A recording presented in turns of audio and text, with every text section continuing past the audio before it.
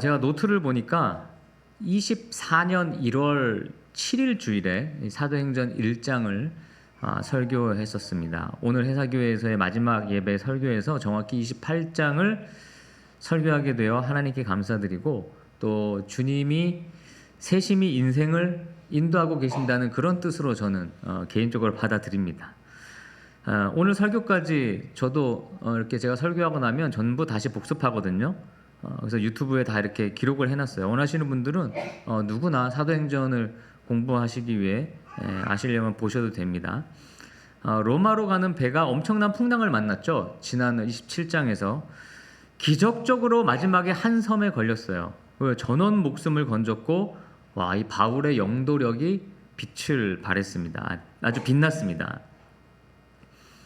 28장은 이들이 닿은 섬의 이름이 뭐다 이렇게 소개하면서 시작하고 있어요. 1절을 보시면 우리가 구조된 후에 앉은 그 섬은 멜리데라 하더라. 자, 멜리데 섬은 우리 지난주 지도를 보셨지만 이제 오늘날에는 몰타 섬입니다. 이 섬이 그 바울이 있었던 그 원래 있었던 섬 미양, 그곳에 출항했던 그레데 섬에서 무려 800km가 떨어져 있어요. 그러니까 풍랑을 만난 배가 이 자그마한 몰타 섬으로 떠내려올 확률 몇 프로일까요? 0%에 가깝습니다. 0%입니다. 풍랑 때문에 어쩔 수 없이 정말 이게 멜리데 섬으로 올 수 있는 거는 인간적인 가능성이 0%인데 풍랑 때문에 어쩔 수 없이 가게 됐고 여기 왔어요. 여러분은 이 어쩔 수 없이라는 말을 어떻게 생각할지 모르지만 저는 이 말 되게 좋아해요. 왜 하는 거야? 어쩔 수 없지. 그리고 그런 말 쓰잖아요. 이번에 어떤 이런 일이 생겼어. 어쩔 수 없지. 이 어쩔 수 없다는 말. 근데 저는 늘 인생이 항상 어쩔 수 없이 흘러가는 것 같고, 어쩔 수 없이 산다. 어쩔 수 없어서 산다. 이 말. 저 되게 좋아해요. 그런 말을 되게 무책임하다고 생각하는 사람도 있죠. 너 어쩔 수 없이 산다고? 근데 저는 어쩔 수 없이 사는 것 같아요. 인생의 거의 전부가 어쩔 수 없이 흘러갔고 어쩔 수 없이 그냥 그거 따라갔어요. 솔직히 지금도 이 군목이라는 이것도 그냥 어쩔 수 없이 하고 있는 거예요. 어쩔 방법이 없으니까 하는 거죠. 제 의지가 아니에요. 우리의 선택과 의지로 안 되는 일이 인생에 너무너무 많습니다. 너무너무 많아요. 여러분 돌이켜보세요. 다 생각지도 않게 엉뚱한 사람과 결혼하고 이건 생각지도 않았던 사람과 결혼하고 생각지도 않았던 직업을 갖게 되고 이 모든 게 그래요. 살고 싶은 곳에서는 못 살고 그냥 어쩔 수 없이 오늘 여기 사는. 그런데 바로 그 어쩔 수 없이 가는 길이 하나님의 기회라는 거 아십니까?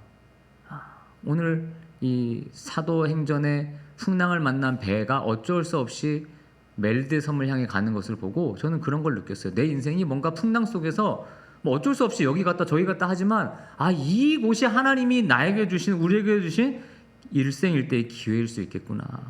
이것이 우리 크리스찬의 삶의 신비입니다. 그냥 막 대충 사는 것 같은데 대충 사는 게 아니에요. 그럴 수가 없어. 왜? 하나님이 인도하시는데 어떻게 대충 사는 삶이 됩니까? 진짜 가기 싫은데 우리는 어쩔 수 없이 어느 곳으로 가야 하죠.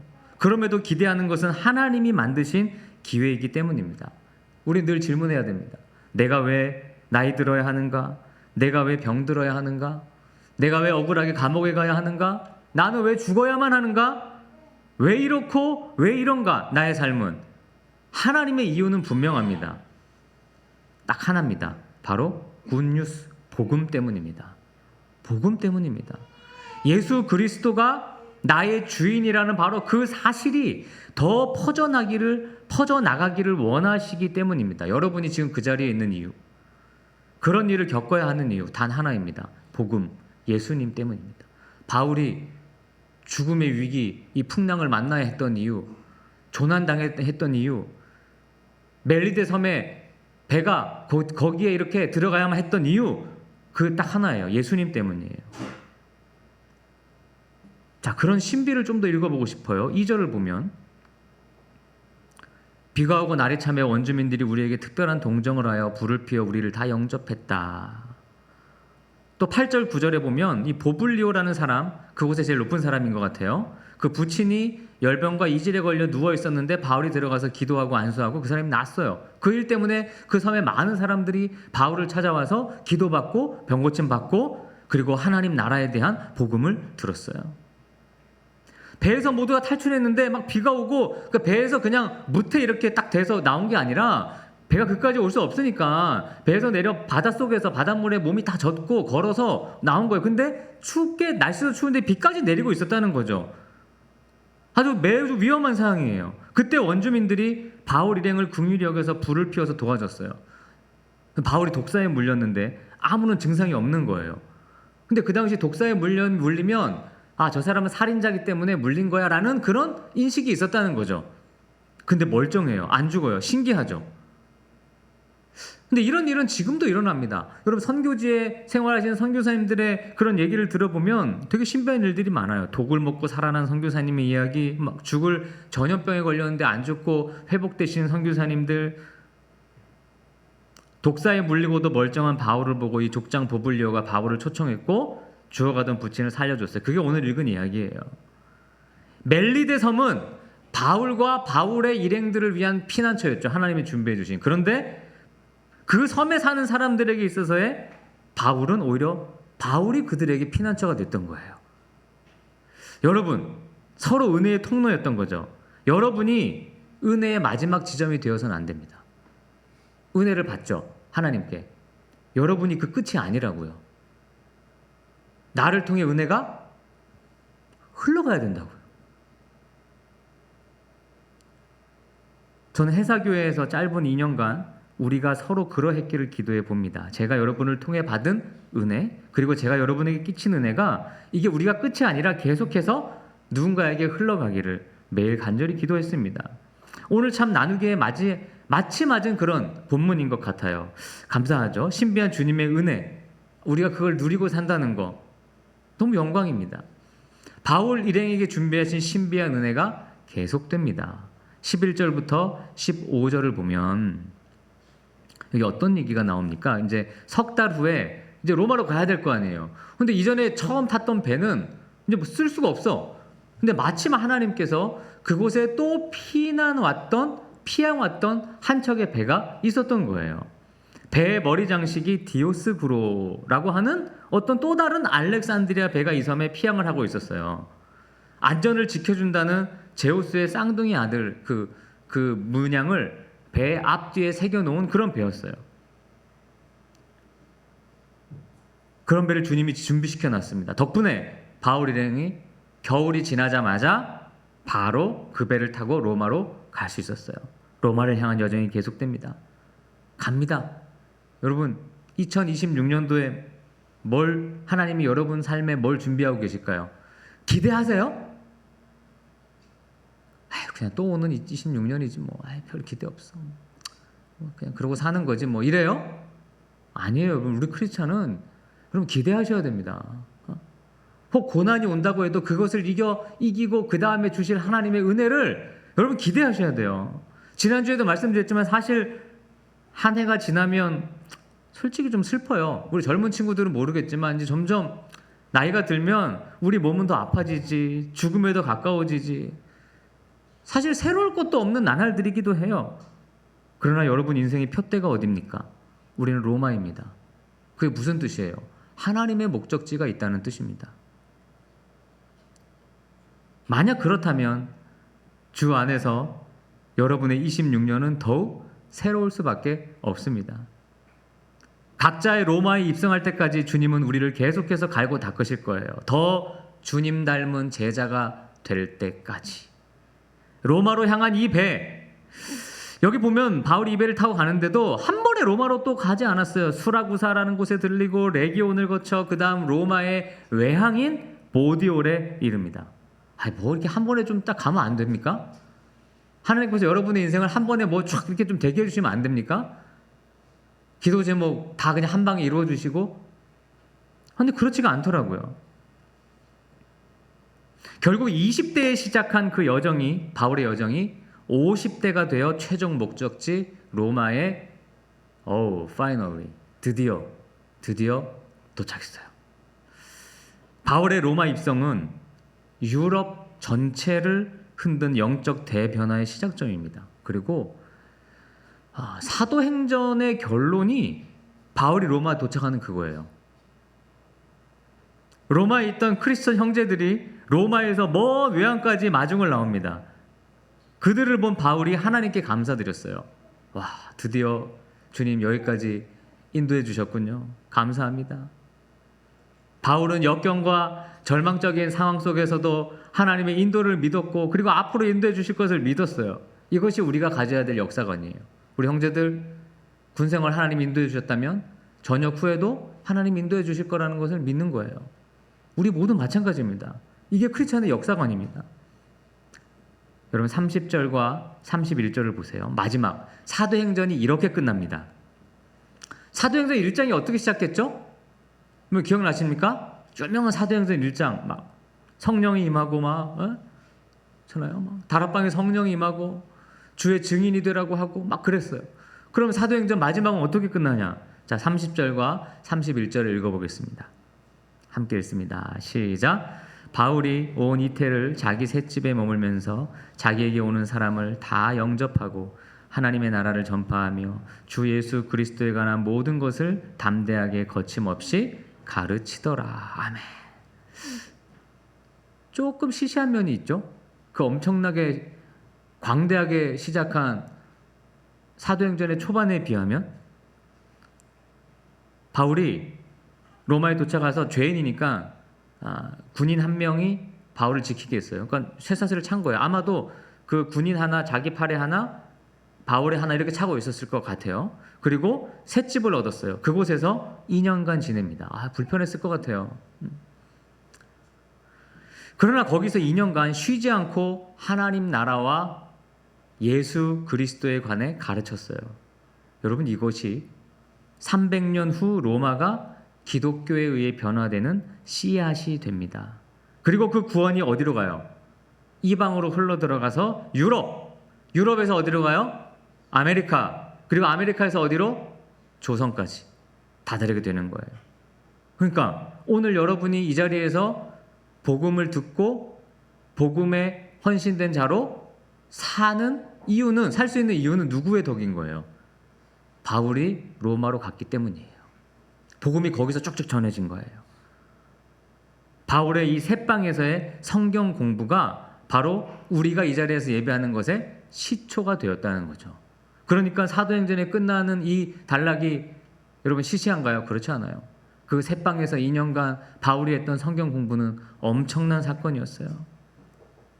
여러분, 우리 삶에 불편한 게 많죠. 때로는 경제적인 불편, 육체적인 불편함, 관계적인 불편함, 또 정신적인 거, 이런 것들 때문에 삶이 곤고하고 피곤해요. 그러나 주님은 여러분이 성장하기를 원하세요. 잘하기를 원하십니다. 영적으로. 절망 속에서도 희망과 소망을 말하라고 하십니다. 난파 직전의 배가 바울의 선포로 소망을 얻었듯이 2020년대를 사는 우리에게 절망과 같은 상황, 그런 세상 속에서 하나님 나라의 희망을 말하며 살아가라고 말씀하십니다. 사도행전은 오순절 성령 사건이라는 매우 역동적인 그런 역사로 시작해서 바울의 새방에서 성경 공부하는 다소 작아 보이는 모습으로 마무리됩니다. 왜 그럴까요? 이제 오늘 말씀의 제목처럼 사도행전 29장을 써나가야 할 우리가 여러분의 현장이 있기 때문이에요. 여러분이 이제는 해야 될 일. 그래서 사도행전이 이렇게 끝나는 거예요. 왜 그 다음 사도행전을 누가 쓰라는 거예요? 여러분이 쓰라는 거예요. 여러분이 사도행전 29장을 쓰라는 것입니다. 이제 여러분이 세상에서 증인이 돼야 되고 하나님 나라를 전해야 되고 예수 그리스도를 증거해야 되는 거예요. 여러분, 저는 성경을 처음 읽을 때, 사도행전을 읽을 때, 사도행전에 끝날 때 이런 내용이 기록되어 있을 거라고 생각했었어요. 사도 바울이 순교당하는 이야기요. 로마로 갔잖아요. 그렇잖아요. 로마로 가서 바울이 어떻게 죽습니까? 참수형에 처해서 순교당해요. 그래서 사도행전은 바울의 어떻게 보면 전도 여행과 로마로 가는 이야기니까, 사도행전 28장 마지막은 바울이 순교당하는 그것이 기록되어 있겠구나 이런 생각을 했었어요. 근데 성경을 읽어보니 그 내용이 안 들어가 있는 거예요. 안 나와 있어요. 왜 그럴까? 사도행전을 쓴 누가복음과 사도행전을 쓴 누가는 바울이 참수당해서 순교한 이야기를 굳이 기록할 필요가 없다고 봤던 거예요. 이거는 기록할 내용이 아니다. 왜? 사도행전의 주인공은 바울이 아니기 때문입니다. 주인공은 뭐예요? 주제는 뭡니까? 복음, 예수 그리스도였던 거죠. 하나님 나라여예요. 바울이 아니었다면 이건 다른 누군가 했을 일이에요. 그러니까 사도행전은 하나님의 은혜와 그 나라를 증언하기 위한 책. 누가복음이 하나님의 아들인 예수님이 이 땅에 오셔서 가르친 이야기라면 누가의 두 번째 책 사도행전은 사도 바울이 그리고 그 사도들이 하나님 나라와 예수를 가르친 이야기예요. 그리고 사도행전 29장은 바로 저와 여러분이 하나님 나라와 주 예수를 가르치며 살아가는 이야기인 것이죠. 그러니까 하늘나라에 기록되는 책은 있어요. 여러분 각자. 사도행전 29장. 아무개 사도행전 29장은 뭐냐? 누구누구의 사도행전 29장은 뭐였냐? 이것으로 기록하는 것이죠. 그럼 바울이 2년 동안 이 세 방에서 쓴 책이 있어요. 편지가 있어요. 에베소서, 골로새서, 빌립보서, 빌레몬서, 디도서, 그리고 제일 마지막 디모데 전후서를 2년 동안 이 세 방에서 썼어요. 놀랍죠. 그 중에서도 바울의 마지막 책인 디모데후서 1장 7절과 8절. 여러분 성경 있으면 한번 찾아보겠습니다. 여러분 성경 있으면 한번 보실래요? 디모데후서 1장 7절과 8절.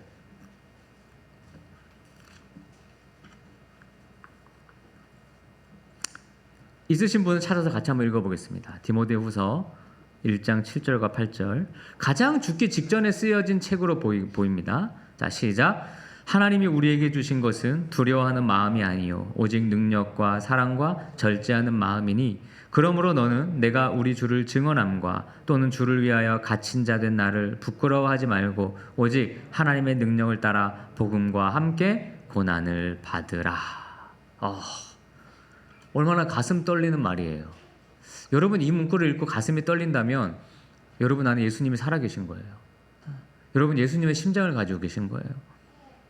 이 세상에서 그저 안락하게 살려고 우리가 크리스찬이 된 게 아닙니다. 누려야지, 편하게 살아야지, 행복해야지, 안정을 꾸려야지, 그거 아니라는 거예요. 사도행전 29장을 써내려가야 우리는 복음과 함께 고난을 받는 사람들이 되는 것입니다. 저희가 무슨 사도 바울의 영웅담을 읽고 있는 것이 아닙니다. 사도행전을 통해서 우리는 복음의 위대함을 읽고 있습니다.